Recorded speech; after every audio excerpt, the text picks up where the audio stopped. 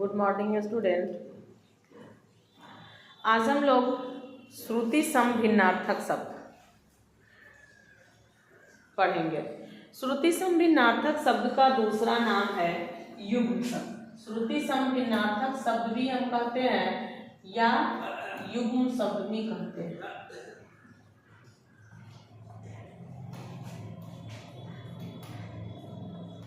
या युग्म शब्द।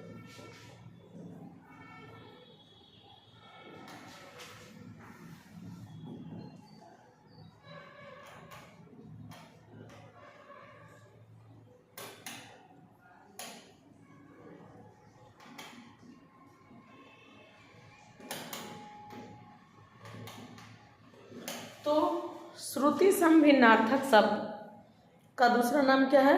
युग्म शब्द। इसे हम युग्म शब्द भी कहते हैं। तो श्रुति सम भिन्नार्थक शब्द या युग्म शब्द। श्रुति सम भिन्नार्थक शब्द, श्रुति सुनना, सम समान और भिन्नार्थक यानी भिन्न अर्थ, है ना।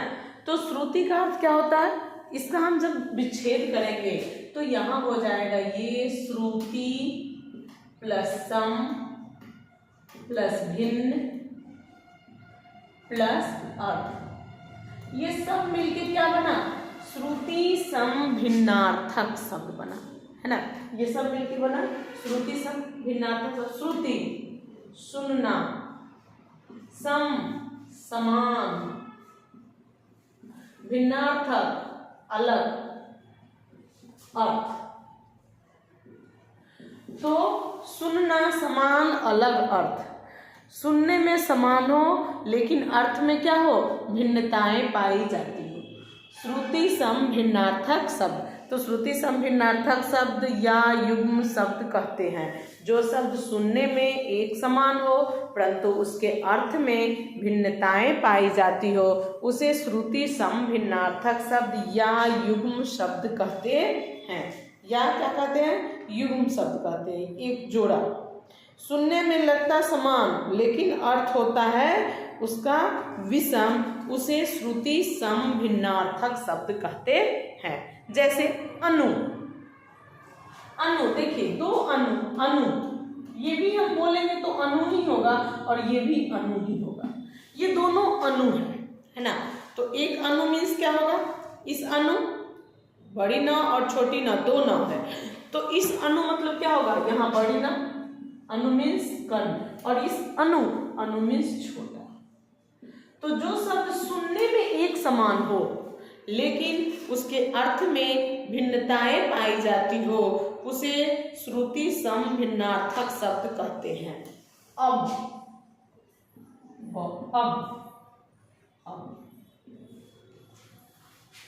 ये दोनों है एक समान है ना। तो ये अब मीन्स अभी, अभी, और ये अब क्या है? उपसर्ग है। तो सुनने में क्या लगा? एक समान लगा, दोनों का उच्चारण सेम है ना लेकिन अर्थ क्या है? अलग अलग है। तो जो शब्द सुनने में एक समान हो परंतु उसके अर्थ में भिन्नताएं पाई जाती हो उसे युग्म शब्द कहते हैं। जैसे देखिए फिर अंत, अंत उच्चारण सेम है, अंत है, उच्चारण क्या है? अंत है। तो अंत मीन्स यहाँ क्या हो जाएगा? समाप्ति। अर्थ देखिए अलग अलग है, अर्थ अलग है। अंत, नीच, नीच, है ना। तो अर्थ क्या है? अलग है। उच्चारण सभी का सेम है ना। अनु, दोनों का उच्चारण सेम है लेकिन अर्थ क्या है? अलग है। अब का उच्चारण सेम है लेकिन अर्थ क्या है? अलग है।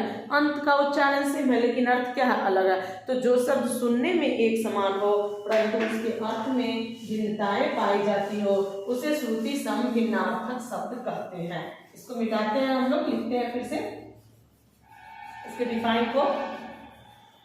ये तो अभी हम आप लोगों को समझाने के लिए बताए थे।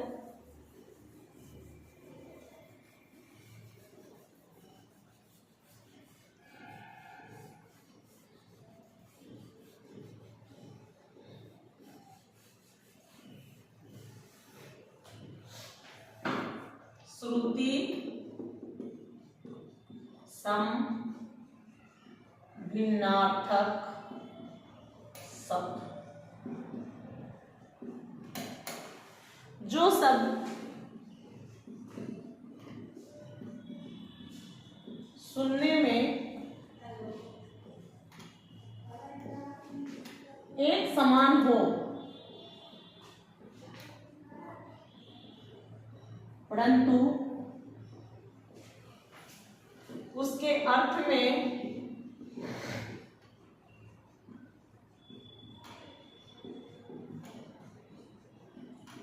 भिन्नताएं पाई जाती हो, उसे श्रुति सम भिन्नार्थक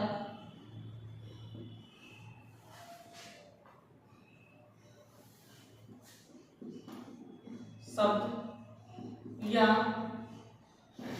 युग्म शब्द कहते हैं। जो शब्द सुनने में क्या हो, एक समान हो, लेकिन उसके अर्थ में भिन्नताएं पाई जाती हो। भिन्नताएं यानी अलगाव, अलग अलग अर्थ पाई जाती हो, अलग अलग अर्थ हो, उसे श्रुति सम भिन्नार्थक शब्द कहते हैं, है ना। तो अब हम लोग इसके कुछ एग्जाम्पल को लिखते हैं।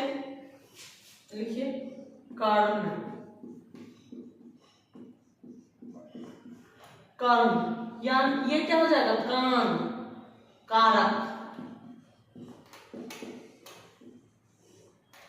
देखिए, कांटा, कांटा, कांटा, सबका एक ही है। इस कांटा मतलब क्या हो जाएगा, तराजू। इस कांटा, काटा, काट दिया, काटना। और इस कांटा मतलब नुकीला। यहाँ का मतलब क्या होगा, नुकीला होगा। कटी, कटी, कमर, कोटि, करोड़। कमर भी होगा और करोड़ भी होगा, है ना। कल, कल, कल, कल मतलब शांति। कल मतलब शांति। और काल मतलब समय। काल का अर्थ क्या होगा, समय होगा। पांचवा, कपि, कपि, कपि मतलब कपि। कपि का अर्थ होता है बंदर, और एक कपि मतलब घिरनी। कपि मतलब बंदर, कपि मतलब घिरनी, घिरनी।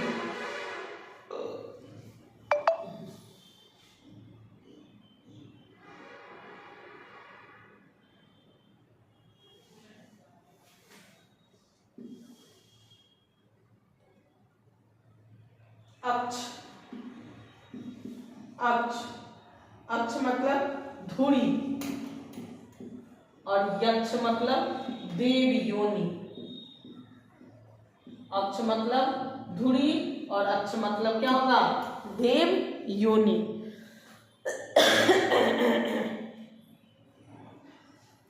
ऋत, ऋत सत्य, ऋतु मौसम।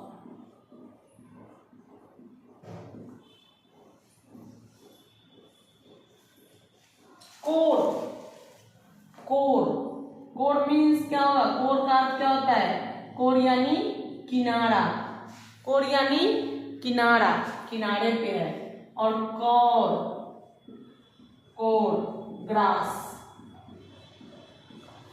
कोर यानी किनारा, कोर यानी ग्रास। कुछ,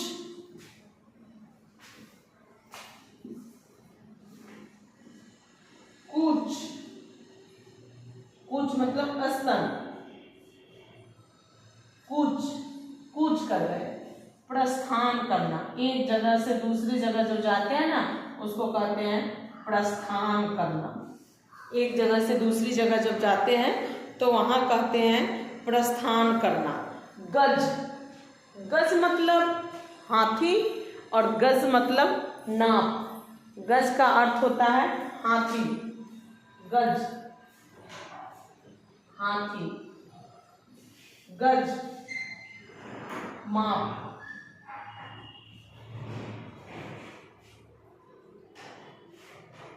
चूड़, चूड़ दोनों सेम लग रहा है, चूड़।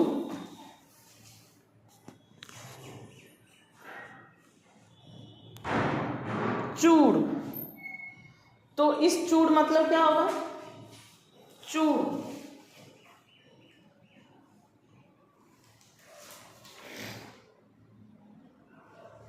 चूड़ कन,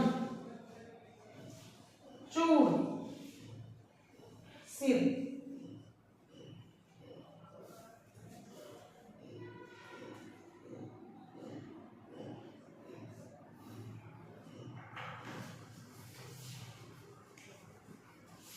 इस चूड़ मतलब होगा सिर।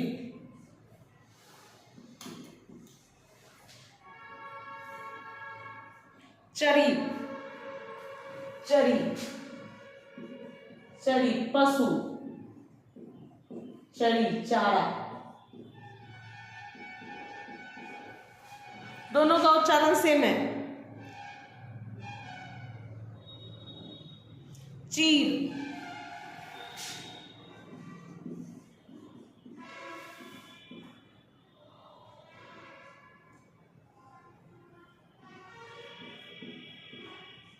इस चीर मतलब पुराना और इस चीर मतलब कपड़ा। इस चीर मतलब क्या होगा? पुराना, और इस चीर का अर्थ क्या होगा? कपड़ा।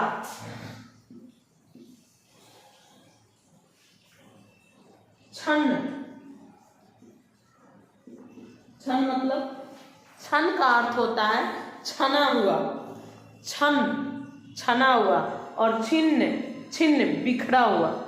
छन किसी चीज को छानते जब है वो छना हुआ, और छिन्न मतलब बिखरा हुआ। छन छना हुआ, छिन्न, छिन्न का होता है बिखरा हुआ। छिन्न मतलब बिखरा हुआ। जड़ा, जड़ा यानी थोड़ा, जरा सा देना, थोड़ा देना, जड़ा। और एक जरा मीन्स बुढ़ापा, जरा मीन्स बुढ़ापा भी होता है, और दोनों जरा सेम ही लिखते हैं। जरा मतलब थोड़ा, और इस जरा मतलब क्या होगा अर्थ इसका? बुढ़ापा, बुढ़ापा। जाया, जाया, जाया कहते हैं पत्नी को। जाया का अर्थ होता है पत्नी, और जाया मतलब व्यर्थ, किसी चीज में व्यर्थ समय गंवाना, जाया। तो जाया मतलब व्यर्थ, और जाया मतलब पत्नी भी होती है ना। तो जाया, जाया का अर्थ होता है पत्नी, और जाया मत का अर्थ होता है व्यर्थ।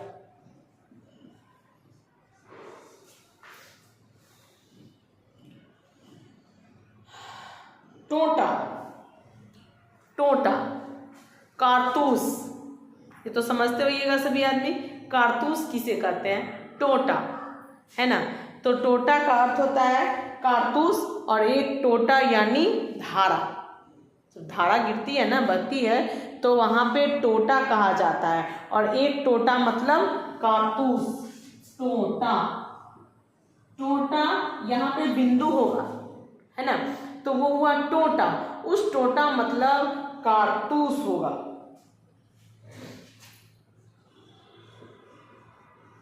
टोटा मतलब कारतूस, और इस टोटा मतलब क्या होगा? धारा। टोटा मतलब कारतूस, और इस टोटा मतलब धारा। डीठ, डीठ गड़ा दिए हुए, डीठ यानी नजर, ढीठ ढीठ है, निडर है। तो ढीठ यानी नजर दिए हुए एकदम, और ढीठ है यानी निडर है। तो ढीठ का मतलब क्या होता है? ढीठ यानी नजर, और ढीठ यानी निडर। तो आपको ये भी रह सकता है कि निम्न युग्म शब्दों का अर्थ लिखें, या ये भी दे सकते हैं कि समानार्थी निम्न श्रुति सम भिन्नार्थक शब्द का अर्थ लिखें, युग्म शब्द का भी अर्थ लिखे। तो यहाँ पे हम कभी कभी क्या होते हैं कि श्रुति सम भिन्नार्थक शब्द तो हमें बहुत आसान लगता है, ये समझ लेते हैं कि ये श्रुति सम है, लेकिन ज़्यादातर आपको एग्जाम में दिया जाएगा युग्म शब्द का अर्थ लिखे।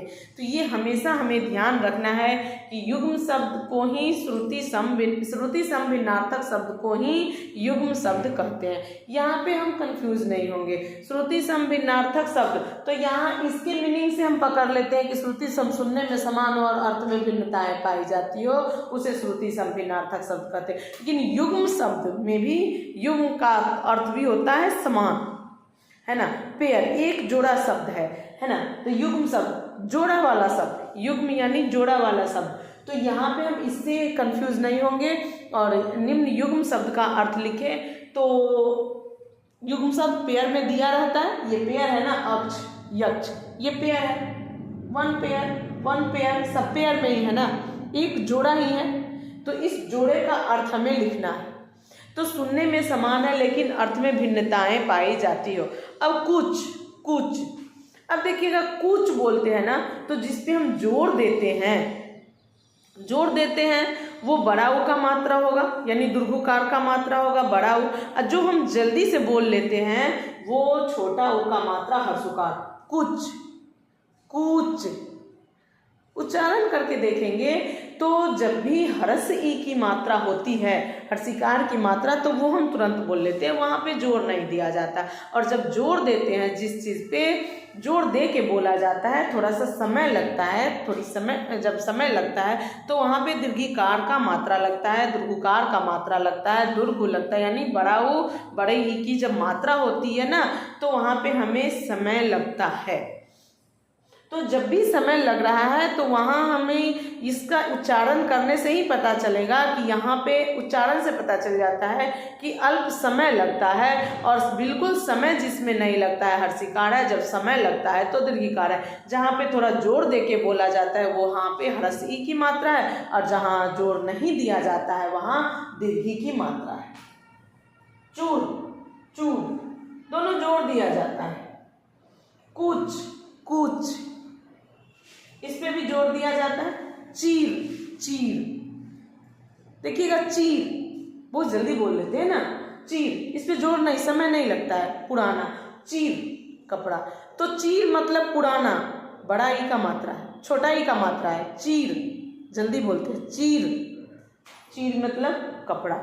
तो चीर दीर्घी की मात्रा है, बड़ा ई की मात्रा है। जब बड़ा ई की मात्रा है तो दीर्घिकार है ना, तो यहाँ दीर्घिकार में कपड़ा होगा, और यहाँ पे इसका पुराना होगा। तो जिस पे भी हम जोर देते हैं, जहाँ पे समय लगता है, थोड़ी समय की ज़रूरत होती है बोलने में, हमें जब थोड़ा समय लगता है तो वहाँ पे छोटा ई का बड़ा ई का मात्रा लगता है, बड़ा ऊ का मात्रा होता है, तो बोलने में समय लगता है। जहाँ नहीं लगता है वहाँ हर्ष ई की मात्रा, छोटे ई की मात्रा लगती है, छोटी ऊ की मात्रा लगती है ना। तो इसको हम लोग लिख के याद कर लेंगे। हमको जहाँ तक उम्मीद है कि आप लोग इसको समझ गए होइएगा कि श्रुति सम भिन्नार्थक शब्द किसे कहते हैं। श्रुति सम भिन्नार्थक शब्द को ही हम लोग युग्म शब्द कहते हैं। इसमें दोनों है, जैसे कि समानार्थक शब्द में समानार्थी शब्द और पर्यायवाची शब्द कहते हैं। समानार्थी शब्द भी कहते हैं और उसे हम पर्यायवाची शब्द भी कहते हैं। पर्यायवाची और समानार्थी दोनों सेम ही है। इसी तरह युग्म शब्द और श्रुति सम भिन्नार्थक शब्द दोनों एक ही हैं। तो इसे लिख लीजिएगा, याद भी कर लीजिएगा। फिर हम लोग का क्लास ओपन हो रहा है तो फिर हम लोग नेक्स्ट क्लास से मिलते हैं।